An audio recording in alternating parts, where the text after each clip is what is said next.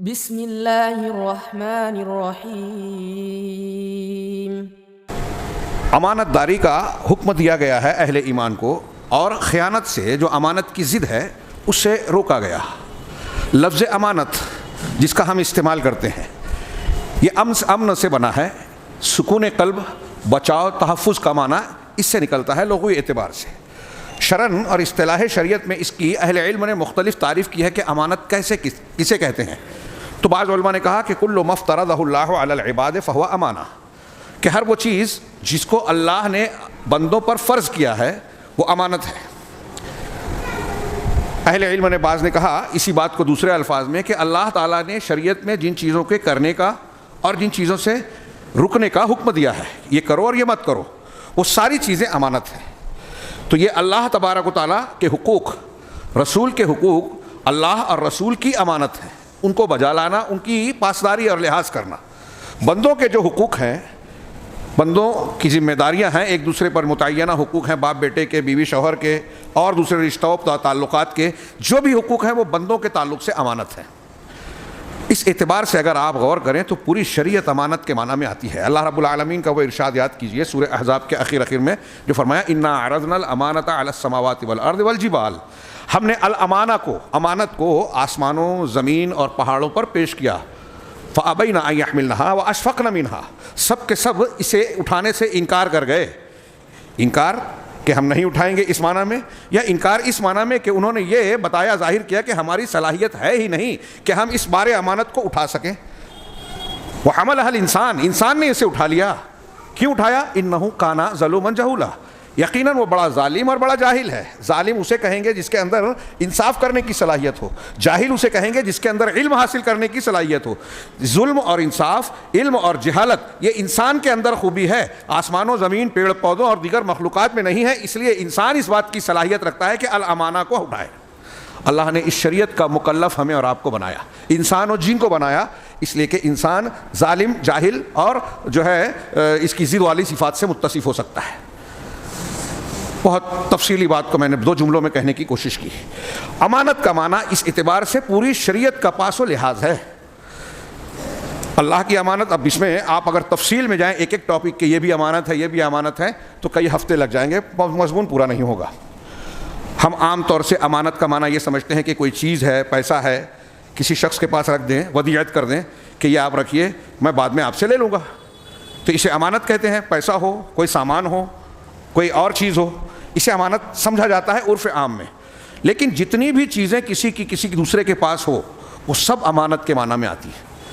ابھی میں نے کہا پوری شریعت ہے، یہ سامان ہے، اللہ رب العالمین کے فرائض ہیں، لوگوں کے حقوق ہیں۔ علم جو آپ کے پاس ہے وہ اللہ کی امانت ہے، اسے چھپانا خیانت ہے، امانت کی ضد ہے۔ آپ کے پاس کسی کا راز ہے، کوئی مشورہ کیا آپ سے، گھر کے معاملے میں کوئی رازداری برتتا ہے، آپ کو پنچ بناتا ہے، اپنے وہ باتیں بتاتا ہے جو باہر والوں کو نہیں بتاتا، اس گھر کا وہ راز یا انسان کا وہ راز اور وہ بات آپ کے پاس اس کی امانت ہے۔ وصیت کسی آدمی کو لکھ کے دی، کسی آدمی نے کہ میرے مرنے کے بعد اس کا نفاذ کیا جائے، میرے ورثہ میں یا فلاں فلاں کو یہ دیا جائے، اب آپ کے پاس وہ وصیت امانت ہے۔ آپ کسی سے قرض لیتے ہیں، اس نے آپ پر اعتماد کر کے قرض دے دیا، امانت ہے۔ ان میں ودائع جو پیسے والی بات کا میں نے ذکر ہے یہ زیادہ اہم ہے۔ آپ کے بیٹے، اللہ نے آپ کو بیٹا دیا، امانت ہے۔ آپ کو بیوی دی، امانت ہے۔ وہ یاد کیجیے اللہ کے رسول نے حجۃ الوداع کے موقع پہ جو خطبہ دیا تو اس میں کہا تھا کہ اللہ کی امانت کے ذریعے سے تم نے ان کو حلال لیا ہے، اس کے کلمے، اس کے دین کی بنیاد پر، اس کی امانت کی بنیاد پر تم نے اس کو بیوی بنایا ہے اور حلال کیا ہے۔ وَاسْتَحْلَلْتُمْ فُرُوجَهُنَّ، ہاں جو الفاظ ہیں حدیث کے آپ پڑھیے اس میں بھی امانت کا۔ تو عورتیں جو ماتحتی میں ہیں شوہر کی، وہ امانت ہے۔ آپ اگر کسی عہدے منصب پر ہیں، عہدے اور منصب پر ہیں، امانت ہے۔ اور یہ قرآن نے کہا، حدیثوں نے کہا، اللہ کے نبی صلی اللہ علیہ وسلم کی حدیث میں ہے کہ ایک صحابی نے آ کے پوچھا کہ قیامت کب قائم ہوگی؟ آپ بات کرنے لگے، لوگوں نے سمجھا کہ آپ نے سوال ناپسند کیا، پھر آپ جب فارغ ہوئے تو کہا کہ قیامت کے بارے میں پوچھنے والا کہاں تھا؟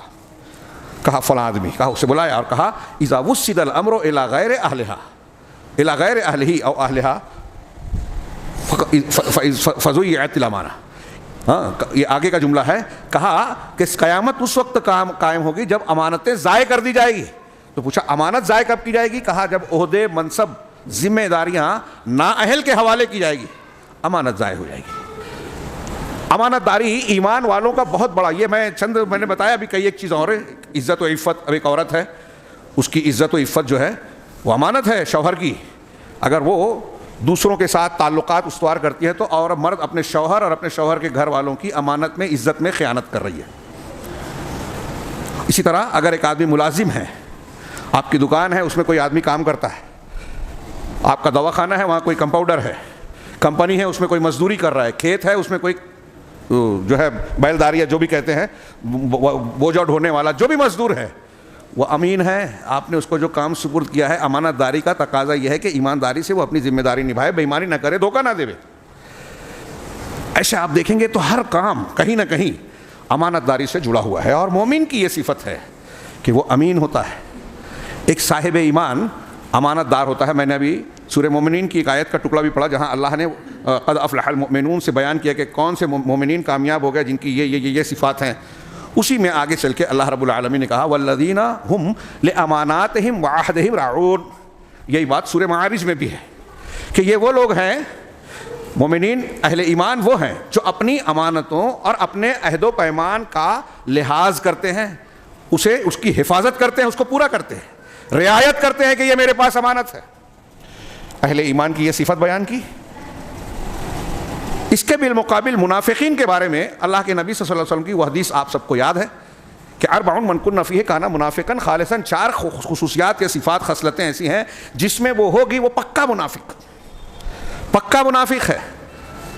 تو پہلا اس میں جو ہے وہ کہ جب بات کرے تو جھوٹ بولے، جھگڑا ہو تو جو گالی گلوچ کرے، وعدہ کرے تو وعدہ خلافی کرے، اور اسی میں ہے وَإِذَا اؤْتُمِنَ خَانَ، اور جب امانت دی جائے تو اس میں خیانت کرے.